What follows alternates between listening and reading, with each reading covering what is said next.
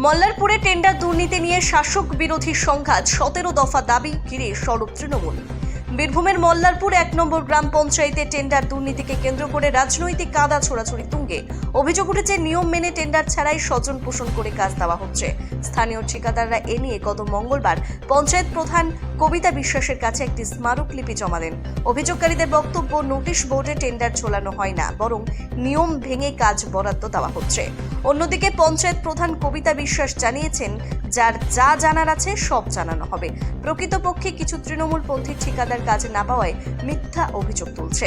পঞ্চায়েত সমিতির সভাপতি ধীরেন্দ্র মোহন বন্দ্যোপাধ্যায়ের অভিযোগ, বিজেপি পরিচালিত পঞ্চায়েতে কাজের মান ধীরে ধীরে নিচে নামছে। উল্লেখযোগ্য, মল্লারপুর 1 নম্বর পঞ্চায়েত দুবার তৃণমূল হারিয়ে বিজেপির দখলে আছে। বর্তমানে 16টি আসনের মধ্যে বিজেপি এককভাবে 9টি আসন দখল করে রেখেছে। এই ঘটনার প্রতিবাদে মঙ্গলবার দুপুরে মল্লারপুর বাজারে তৃণমূল কংগ্রেস একটি বিক্ষোভ মিছিল করে এবং পঞ্চায়েত প্রধানের কাছে 17 দফা দাবি জানিয়ে স্মারকলিপি জমা দেয়। দাবি পূরণ না হলে বৃহত্তর আন্দোলনে নামার হুঁশিয়ারিও দিয়েছে তৃণমূল। এদিকে সাধারণ মানুষের দীর্ঘদিনের সমস্যার সমাধানে উদ্যোগী হন প্রধান কবিতা বিশ্বাস। বহুদিন অকেজো অবস্থায় পড়ে থাকা মল্লারপুর বাজারের একটি কল দ্রুত মেরামত করে চালু করেন তিনি।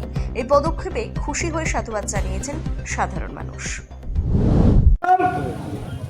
এইখানে 16টা সংসদ 16টা মেম্বারের মধ্যে 7টা মেম্বার তৃণমূল কংগ্রেসের, একটা টসে জিতেছে বিজেপি, ড্র হয়েছিল তৃণমূল কংগ্রেস বিজেপি, সেটা টসে জিতেছে, তাহলে 8টা, আর ওরা জিতেছিল 8টা, টোটাল 16টা সিট। তারপর তারা পঞ্চায়েত গঠন করে 2 বছর কাজ করার জন্য আমরা দেখেছিলাম যে 2 বছর কাজ করুক, তারপর আমরা ডেপুটেশন দেবো। কারণ গঠন করার পর যদি ডেপুটেশনটা দিই, তখন হয়তো বলতে পারে তৃণমূল কংগ্রেস প্রতি পদে পদে আমাদের বাধা প্রাপ্তি করছে। কিন্তু সেই সুযোগটা আমরা দিয়েছি। আমরা 2 বছর পর এসে দেখলাম যে 17 দফা দাবি নিয়ে এই পঞ্চায়েত ঘেরাও করতে হচ্ছে। আপনারা দেখেছেন আমাদের যে 7টা মেম্বার জিতেছে, সেই 7টা মেম্বারের সংসদে কোনো এই 2 বছরে কাজ দেয়নি। আমরা তার জন্য আর বিচার চাইতে এসেছি। 2024-25, 2023-24, 25-26 এই 3 বছরের অডিটের রিপোর্ট আমরা আজকে নেব।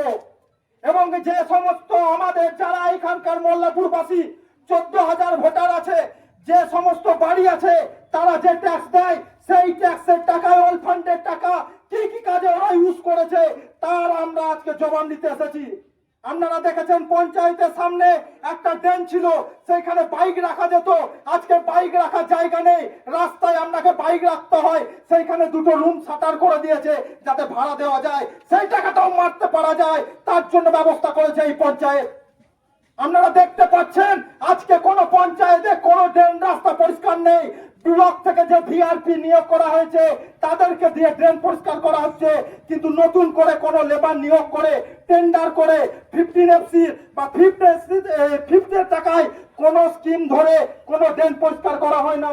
কিন্তু প্রতি বছর আমরা দেখছি সেই টাকা উঠে যাচ্ছে, এই পঞ্চায়েত টাকা মেরে খাচ্ছে।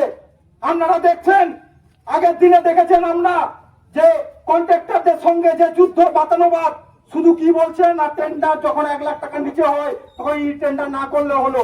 কিন্তু আমার কাছে প্রমাণ আছে, সেই 1 লাখ টাকার নিচে 49,000 টাকা, 39,000 টাকা, 50,000 টাকারও টেন্ডার হয়েছে, তার প্রুফ আমার হাতে আছে। আজকে সেগুলো পেশ করব। তার যথাযথ যদি আমরা না পাই, পরবর্তীকালে বৃহত্তর আন্দোলনে আমরা সামিল হব এবং এইখানে অবস্থান বিক্ষোভ করব। যতক্ষণ না এর সদুত্তর দেবে ততক্ষণ আমাদের এই লড়াই চলবে। আপনারা দেখেছেন যে ইলেকট্রিক টোটাল যে মল্লারপুর অঞ্চলে যে পরিসংখ্যা 400 বা 500 যে বাল্ব, সেটা কিন্তু আমাদের জ্বলছে না। আমরা দেখছি টোটাল মল্লারপুর অঞ্চলে 100 থেকে 150 বাল্ব জ্বলছে। আজ আমার মেম্বার দীর্ঘদিন থেকে 2 সপ্তাহ ধরে কল জানিয়ে আসছে যে বাগানপাড়ার রাস্তায় সামনে মনসা পুজো, একটা বাল্ব জ্বলে না, কিন্তু কোনো সুরাহা হচ্ছে না, একটা বাল্বও ঠিক হয়নি। তার জন্য আজকে আমাদের প্রতিবাদ। আজ আমরা তার সদুত্তর চাই। যদি সদুত্তর না পাই, পরবর্তীকালে বৃহত্তর আন্দোলনে যাব। আপনারা দেখছেন এই পঞ্চায়েতে কিছু ক্যাজুয়াল স্টাফ নিয়োগ করেছে, তারা ফেরত কিভাবে যায়? পঞ্চায়েতের সিস্টেম হচ্ছে এই বছর আপনাকে যে টাকা দেবে গভর্নমেন্ট, তার 10% পরের বার বেশি দেবে। এবার আপনি 100 টাকা পেয়েছিলেন,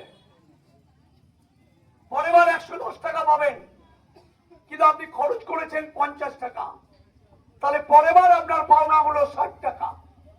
সেই 60 টাকা আপনি পেলেন, যেটা পাওয়া দরকার ছিল 110 টাকা। এইভাবে লাস্ট 5 ইয়ারে প্রায় 2 কোটি টাকা এই গ্রাম পঞ্চায়েত গভর্নমেন্টের কাছ থেকে নিতেই পারেনি। সার্বিক ব্যর্থতা। অ্যাম্বুলেন্স চলে না, ট্রাক্টর খেয়ে কোথা আছে জানে না, পায়খানা পরিষ্কারের গাড়ি নেই। ভারতবর্ষের একমাত্র পঞ্চায়েত 2009 সালে যার এসি হলঘর ছিল, আজকে মেরামত কিছুদিন আগে হয়তো খানিকটা করেছে, তার অবস্থা অত্যন্ত খারাপ। বিরোধী দলের 7 জন মেম্বার, এদের 8 জন মেম্বার, একজন মেম্বার টসে জিতেছে লটারিতে,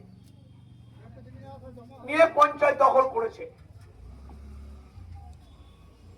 সেই বিরোধী দলের কোন রেজুলেশনে তাদের বক্তব্য লিপিবদ্ধ করতে দেওয়া হয় না। এই পঞ্চায়েত লক্ষ লক্ষ টাকা টিওলের পার্টস কিনছে, লক্ষ লক্ষ টাকা, তার কোন স্টক রেজিস্টার নাই। এই পঞ্চায়েত স্ট্রিট লাইটের লক্ষ লক্ষ টাকার মাল কিনছে, তার কোন স্টক রেজিস্টার নাই, কোন অ্যাসেট রেজিস্টার নাই।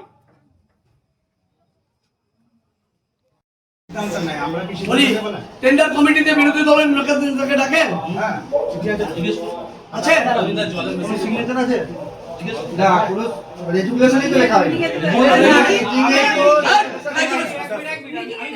আগে বলুন তোমাকে চিঠি দেয় কিনা, তুমি রিসিভ করো?